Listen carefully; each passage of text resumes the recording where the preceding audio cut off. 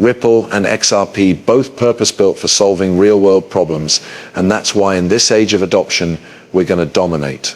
While the rest of the market, they're chasing the gimmick of the week. Ripple, they've been silently embedding themselves in the very fabric of global finance. 500-plus banks, a US banking charter, custody solutions with BNY Mellon. And now ask yourself, with all of this we're seeing, is that the kind of infrastructure that you build for a pump and dump or a hostile takeover of the global financial system? And just as the system starts to open its doors, the incumbents, they're panicking. We've seen that. JP Morgan and all of their lobbyists, they are scrambling to do everything they can to delay Ripple's bank charter. Now the SEC, they're coming up here July 31st. No cameras, no press, but that could be our moment where they decide to stop the madness and finally drop that appeals. And when that happens, what follows ETF applications will be approved and billions of dollars of capital is going to come flooding to XRP. This is going to be an asset Wall Street wants to own. This could be our moment here. The rules of the game, they're changing quietly behind closed doors, but Ripple, make no mistake, they're already winning.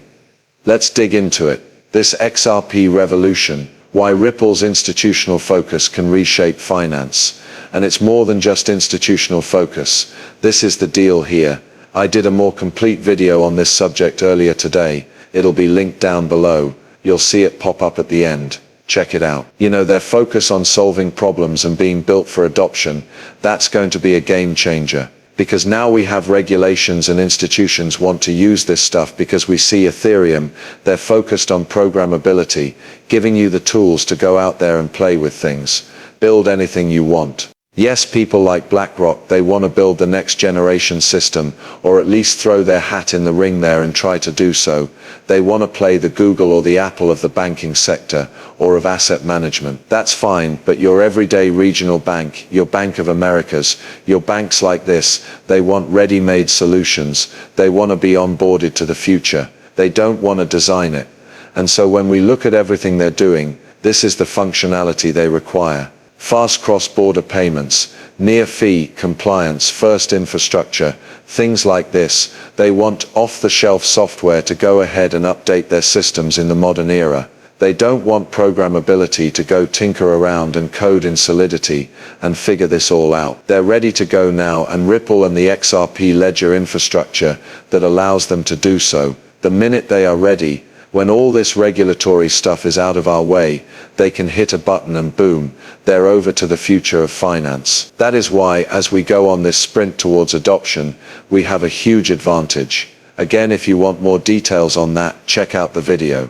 Now developments, this is a turning point for XRP. Understand this, we have this, behind the doors meeting coming up July 31st. Mark Fagles told us no one will know. And I mean no one other than the SEC, if this is the meeting or not. But come on, it's time. There's nothing more to think about. They've drugged this thing so long that just do the right thing, drop the thing out. Right now it's just so irritating because it's just going through the motions, just voting on it. Like, get it over with. But beyond that, and this is what matters, you have a bunch of people piling in here that want to do ETFs, big people, they gotta get this done. And I think they gotta get this done before they allow any altcoins. And you see the SEC, they're approving these applications and then putting them on hold, because this clears the way for everything. They're also like these ProShares approvals of XRP futures ETFs. We've seen this in court. If you allow futures to trade, you gotta allow the spot product. They know what they're setting the stage for. Now it's just about timing. And I think this is the time, July 31st, we're gonna know it went our way when the paperwork's filed and the appeal is dropped, and then it's gonna be off to the races.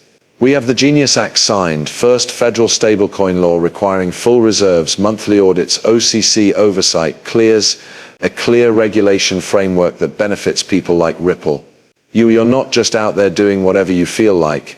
And then again, that's going to clear the way for the banking charter, which is going to make a world of difference.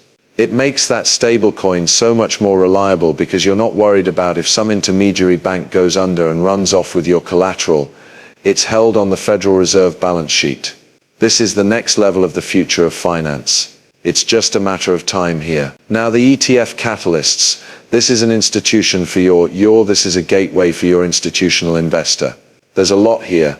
They can't just buy XRP and keep it on their ledger nano, but these ETFs, they're mounting Grayscale Bitwise 21 shares they filed for direct XRP ETFs, and also bundle products that have it in there as well.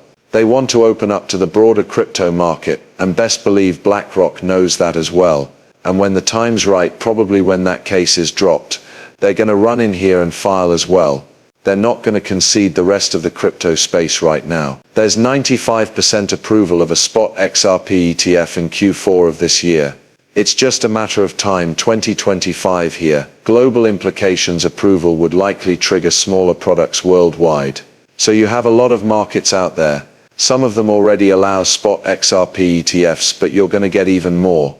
So this is going to cause an avalanche of new XRP products going to market, allowing new investors to invest in this asset class. This is a graduation event.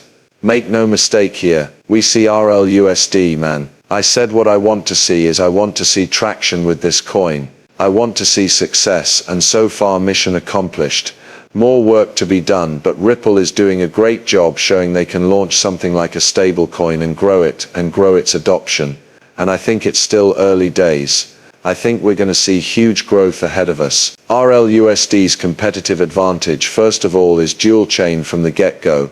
Ethereum, XRP, those are the two places you would want to be. Full NYDFS compliance, custody by BNY Mellon, so it's as trusted as you get. $122 million minted in July alone. So again, you're seeing those numbers tick up and up and up. And that's what we want. And growing retail adoption via the various wallets here. RLUSD is emerging as a serious competitor to USDC, the US stablecoin, particularly for institutional users who require rigorous compliance and stability. It's going to be a shootout between these two. You don't have to win the whole US market to be a serious player to be used, but they're going to be up there and they're going to compete for that spot. And if we can take it, why not? And guess what? If not USDC, they're on the XRP ledger as well. We're getting all the top stable coins, and I don't think we're going to stop there. Whatever Tether's product is going to be, their US compliant product, you're going to see that on the XRP ledger in just a matter of time. It's going to take a little bit of time here. Now, as we're looking at everything, well, behavior is massive.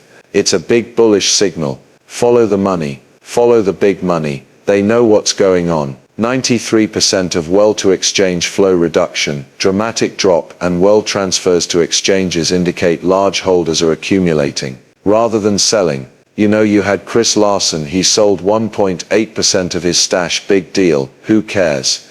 He's pulling a little bit of chips off the table. No big deal, but in general we're seeing less of that.